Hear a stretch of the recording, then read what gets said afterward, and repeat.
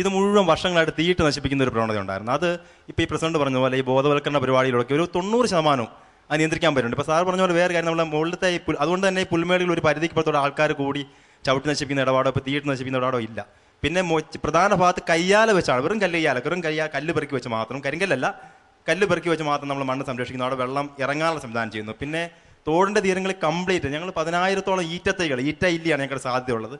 അത് വെച്ച് പിടിപ്പിച്ചാണ് അവിടെ സംരക്ഷിച്ചുകൊണ്ടിരിക്കുന്നത്. പ്രകൃതിക്ക് ദോഷം വരികയാണ്, ഞങ്ങളെ അറിയപ്പെട്ടിടത്തോളം ദോഷം വരുന്ന ഒരു കാര്യം കൂടെ ചെയ്യാറില്ല. മനഃപൂർവ്വമല്ല, ഈ പറഞ്ഞതുപോലെ ഇതുപോലുള്ള സ്ഥലങ്ങളിൽ സൂക്ഷിക്കണം. പാലിയേറ്റീവ് കെയർ വളരെ പ്രാമുഖ്യം കൊടുത്തുള്ള ഒരു പ്രവർത്തനമായിട്ട് കാണുന്നു. എന്തുകൊണ്ടാണ് വീടുകളിൽ സംരക്ഷണം ഏറ്റെടുക്കാൻ കുടുംബാംഗങ്ങൾ തയ്യാറാകാത്തതുകൊണ്ടാണോ, അല്ലെങ്കിൽ പുറം രാജ്യങ്ങളിലേക്ക് ജോലിക്ക് പോയ മക്കളായതുകൊണ്ട് വൃദ്ധരെ സംരക്ഷിക്കാൻ ആളില്ലാത്തതുകൊണ്ടാണ്? എന്തുകൊണ്ടാണ് ഈ ഒരു പ്രത്യേകമായ സാഹചര്യം ഉണ്ടായിരിക്കുന്നത്? രണ്ട് രീതിയിലുണ്ട് മാഡം. പലപ്പോഴും ഇപ്പോഴത്തെ സമൂഹത്തിന് പൊതുവായ കാഴ്ചപ്പാടാന്ന് തോന്നുന്നു. പലപ്പോഴും മക്കൾ, ഞങ്ങൾക്കറിയാം, ഞങ്ങളോട് നേരിട്ട് വന്ന് ഒരു അനാഥാലയത്തിൻ്റെ നമ്പർ തരാമോ എന്ന് ചോദിച്ച മക്കളുണ്ട്. അങ്ങനെയുള്ളിടത്താണ് ഞങ്ങൾ കൂടുതലും കടന്നു വന്നുകൊണ്ടിരിക്കുന്നത്. അവരെ കഴിയുന്നതും ബോധവൽക്കരിച്ച് ആ മക്കളെ കൊണ്ട് നോക്കാൻ നോക്കും. അതുപോലെ ഒറ്റപ്പെടും. പിന്നെ പുറം രാജ്യങ്ങളിൽ ജോലിയുള്ള ഒരുപാട് കേസുമുണ്ട്. പലപ്പോഴും എനിക്ക് എന്തുകൊണ്ടോ നമ്മൾ കണ്ടെത്തേണ്ട ഒരു മേഖല മാതാപിതാക്കളെ സംരക്ഷിക്കേണ്ടതാണെന്നുള്ളൊരു ബോധ്യം ചെറിയൊരു തലമുറയ്ക്കാണ് ഇല്ലാത്തൊരു സാഹചര്യമുണ്ട്. മക്കളും മരുമക്കളും ഒക്കെ ഉണ്ടെങ്കിലും ചെറിയൊരു വിഭാഗം ഇവരെ സംരക്ഷിക്കാൻ തയ്യാറായിട്ട് വരുന്നില്ല. അവിടോട്ട് പഞ്ചായത്ത് വളരെ ശ്രദ്ധ കൊടുക്കുന്നുണ്ട്. എത്ര പാലിയേറ്റീവ് കെയറിൽ ഇപ്പൊ നിലവിൽ എത്ര പേരാണ്? 60ഓളം രോഗികൾക്കാണ് ഇപ്പം ഞങ്ങൾ 60 രോഗികളെ കണ്ടെത്തി. അതിൽ കിടപ്പ് രോഗികൾ 10 പേരായിരുന്നു. അതിനകത്ത് കഴിഞ്ഞ മാസം കൊണ്ട് 3 പേര് മരണപ്പെട്ടു പോയി. അതിനുശേഷം പുതിയ ക്യാൻസർ രോഗികൾക്കാണ് കൂടുതലും, ക്യാൻസറും തളർന്നു കിടക്കുന്ന രോഗികൾക്കാണ് വീട്ടിൽ ചെന്നുള്ള ഹോം കെയറുകൾ. അല്ലാത്ത ഞങ്ങൾക്ക് പാലിയേറ്റീവ് കെയറിൻ്റെ ഒരു യൂണിറ്റ് തന്നെ PHCയിൽ, അവിടുത്തെ CHCയിലുണ്ട്. അപ്പോൾ അവിടെ വന്ന് അവർ ഈ കണ്ടെത്തിയ രോഗികൾ അവിടെ മരുന്ന്, നമ്മൾ അവിടുന്ന് പഞ്ചായത്തിൻ്റെ പ്രൊജക്റ്റ് ഇട്ട് മരുന്ന് വാങ്ങി ഈ PHCയിൽ കൊടുത്തിട്ടുണ്ട്. അപ്പോൾ അവിടെ വന്ന് അവർ മരുന്ന് വാങ്ങിപ്പോക്കോളൂ. കേരളത്തിലെ ഏറ്റവും സജീവമായിട്ട് ഒരുപാട് സന്നദ്ധ സംഘടനകളുടെ വന്ന് നമുക്ക് പല കാര്യങ്ങളും ചെയ്തു തരുന്നൊരു അവസ്ഥയുണ്ടാകുന്നുണ്ട്.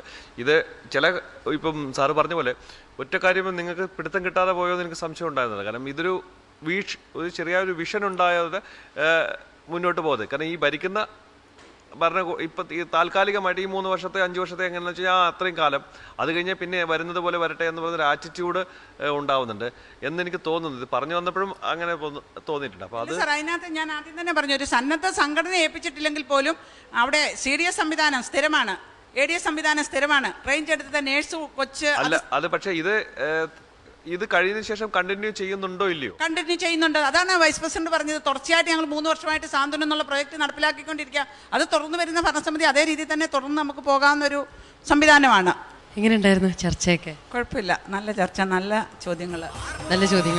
അപ്പോൾ നമുക്ക് ഉത്തരങ്ങൾ നല്ലതായിരുന്നു എന്നുള്ളത് ഇനിയിപ്പം ജഡ്ജസിനോട് ചോദിച്ചാലേ അറിയാൻ പറ്റും. അപ്പം മാർക്സിലേക്ക് കിടക്കാല്ലേ? കണ്ണൻ സർ. എൻ്റെ മാർക്ക് 15-ൽ 11.5. 15-ൽ 12.5. 10-ൽ 8. 10-ൽ 8. 10-ൽ 8. അപ്പോൾ നമ്മുടെ കൂട്ടിക്കൽ പഞ്ചായത്തിന് 60-ൽ 48 മാർക്സാണ് കിട്ടിയിരിക്കുന്നത്. സന്തോഷമാണ്. ഓക്കെ.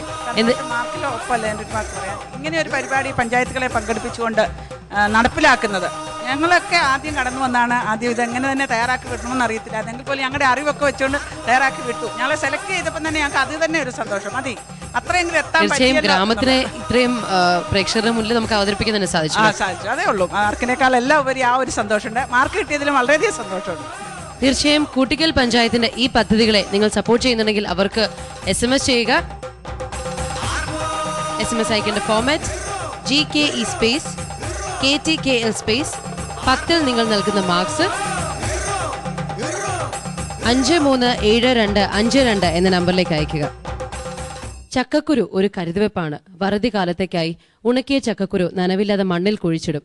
അങ്ങനെ അവിടെ കുഴിച്ചിടുന്ന ചക്കക്കുരുക്കൾ അടുത്ത ചക്കക്കാലം വരെ കേടുവരാതെ മുളയ്ക്കാതെ അതവിടെ കിടക്കും. കേരളത്തിലെ ഗ്രാമപഞ്ചായത്തുകളുടെ കരുതുവെപ്പുകളെ കുറിച്ചാണ് നമ്മൾ ഗ്രീൻ കേരള എക്സ്പ്രസിലൂടെ അറിഞ്ഞുകൊണ്ടിരിക്കുന്നത്. മറ്റൊരു ഗ്രാമത്തിന്റെ കഥയുമായി വീണ്ടും അടുത്ത എപ്പിസോഡിൽ കാണാം. നന്ദി, നമസ്കാരം.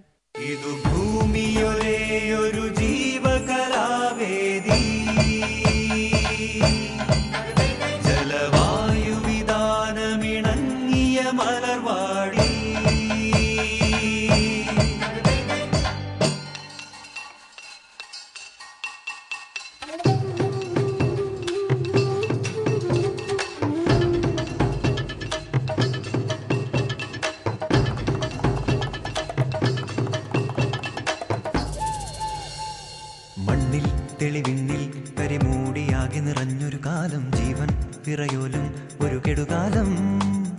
കുന്നും പുഴ മണലും ചെറുനാണയത്തിനു വിത്തു തുലയ്ക്കും നെഞ്ചിൽ കനിവില്ലാത്തൊരു കളിയല്ലോ. ചെറുനേരം കഴിയാനായി വീണു കിട്ടിയ വരവിതു നാം പോകുമ്പോൾ കൈമാറിപ്പോവേണം. ചെറുനേരം കഴിയാനായി വീണു കിട്ടിയ വരവിതു നാം പോകുമ്പോൾ കൈമാറിപ്പോവേണം. കുഞ്ഞിക്കാലാലിന്നീ മുറ്റത്തോടുന്നോ കുഞ്ഞുങ്ങൾക്കായി നാം ഈ ലോകം നൽകേണ്ടേ.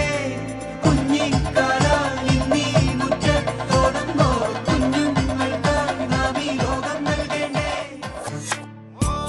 ശുചിത്വ കേരളം സുന്ദര കേരളം ഗ്രീൻ കേരള എക്സ്പ്രസ് നിങ്ങൾക്കായി അവതരിപ്പിച്ചത് ശുചിത്വ മിഷൻ. എന്റെ കേരളം മാലിന്യമുക്തം.